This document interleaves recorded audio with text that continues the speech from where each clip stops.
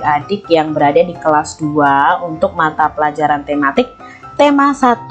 Nah, hari ini kita belajar di subtema 4 pembelajaran yang kelima. Kita langsung saja ke materi pembelajarannya. Warga lingkungan rumah Udin akan berolahraga bersama. Mereka berkumpul di tempat terbuka. Udin dan Edo juga ikut. Apakah kamu bisa melakukan gerakan yang dilakukan Udin dan Edo? Nah, ini adalah gerakan yang dilakukan Udin dan Edo. Adik-adik pasti tahu kan? Ini sudah Kak Citra jelaskan pada video pembelajaran sebelumnya.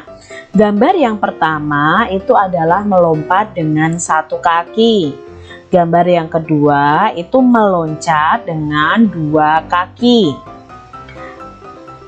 Apa perbedaan melompat dan meloncat? Menurut Kamus Besar Bahasa Indonesia, melompat adalah melakukan gerakan dengan mengangkat kaki ke depan dan dengan cepat menurunkannya lagi. Sedangkan meloncat adalah gerakan melompat yang dilakukan dengan kedua atau keempat kaki secara bersamaan. Seperti contohnya loncat katak, loncat kelinci, dan sebagainya. Nah, di sini Udin juga melakukan gerakan meloncat beraturan ya. Di sini gerakannya beraturan, meloncatnya ke arah depan itu secara beraturan. Bisa juga meloncat dengan zigzag ya. Jadi loncatannya tidak beraturan, awalnya ke kanan, lalu ke kiri, lalu ke kanan, ke kiri lagi. Itu adalah gerakan meloncat zigzag. Nah, gerakan melompat dan meloncat ini untuk melatih kekuatan otot kaki. Di sini ada percakapan antara Made dan Udin. Nah, kita baca yuk. Made, ayo kita berolahraga bersama di lapangan. Itu kata si Udin mengajak Made. Maaf Din, kali ini aku tidak ikut berolahraga. Tidak apa-apa Made, apakah kamu akan pergi ke suatu tempat? Betul Din, aku akan mengunjungi paman bersama keluargaku. Baiklah, selamat bersenang-senang. Terima kasih Udin. Nah, inilah percakapan Udin dan Made. Siapa tadi yang mengajak berolahraga bersama?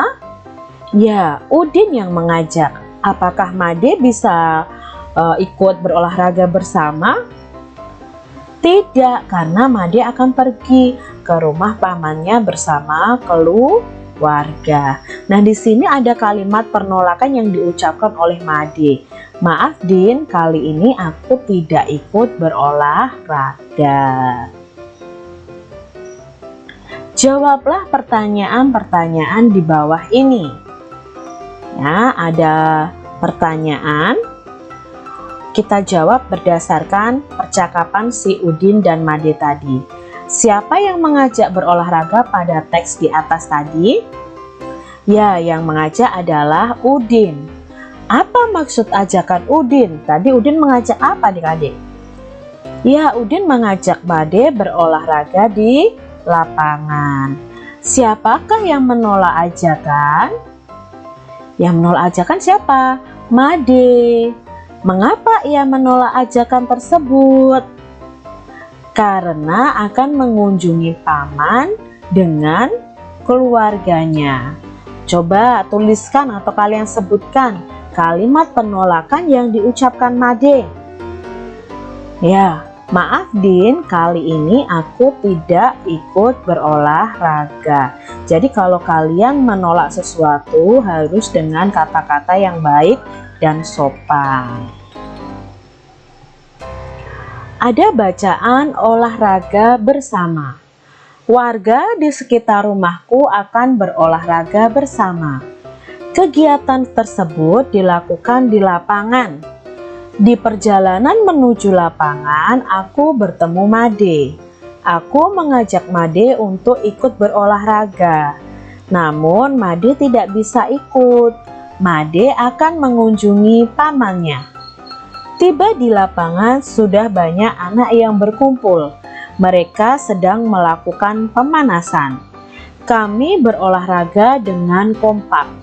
Kami senang berolahraga bersama. Nah, ini adalah cerita Udin ketika berolahraga bersama. Kalian bisa praktekkan atau membuat cerita jika kalian pernah berolahraga bersama teman-teman kalian. Kalian bisa tulis nih ceritanya. Misalnya kalian bermain sepak bola bersama. Ceritakan tentang keseruan bermain sepak bola bersama. Made menolak ajakan Udin dengan sopan. Sikap Made dan Udin menunjukkan kerukunan dan persatuan. Menjaga persatuan dan kesatuan di masyarakat sesuai dengan pengamalan sila ketiga Pancasila. Tentu adik-adik masih ingat lambang dari sila ketiga Pancasila. Nah, sila ketiga Pancasila ini berbunyi Persatuan Indonesia. Maka kita harus menjaga persatuan di bangsa dan negara kita Indonesia ini. Contoh penerapan sila ketiga Pancasila di masyarakat. Nah, sila ketiga disimbolkan atau dilambangkan dengan pohon beringin. Apa contohnya? 1. Bangga menggunakan barang-barang dalam negeri. Ya, tidak malah bangga menggunakan barang luar negeri. Mempelajari tarian-tarian daerahnya adik-adik. Kalau kalian suka menari, kalian bisa mempelajari tarian daerah. Itu juga merupakan penerapan sila ketiga Pancasila. Berteman dengan teman dari berbagai suku tanpa memandang agama, tanpa memandang asal daerah mereka. Bekerja sama menjaga keamanan lingkungan sekitar. Nah, ini juga termasuk penerapan sila ketiga. Contohnya ayah kalian mungkin kalau malam ada yang dijadwal untuk ronda malam atau siskamling, sistem keamanan lingkungan. Itu juga untuk menjaga keamanan.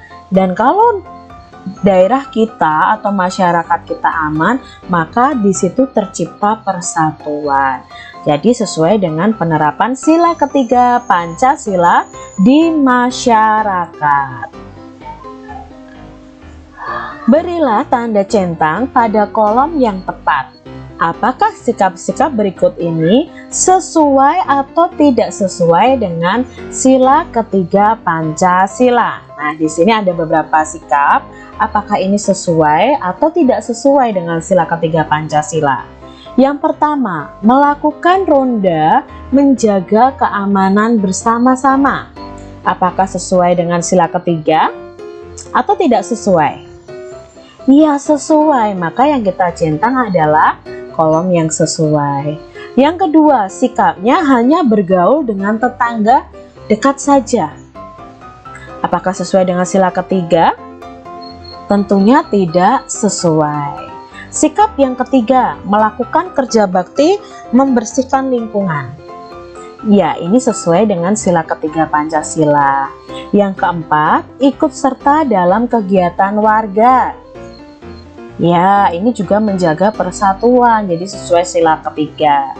Lebih menyukai barang-barang dari luar negeri.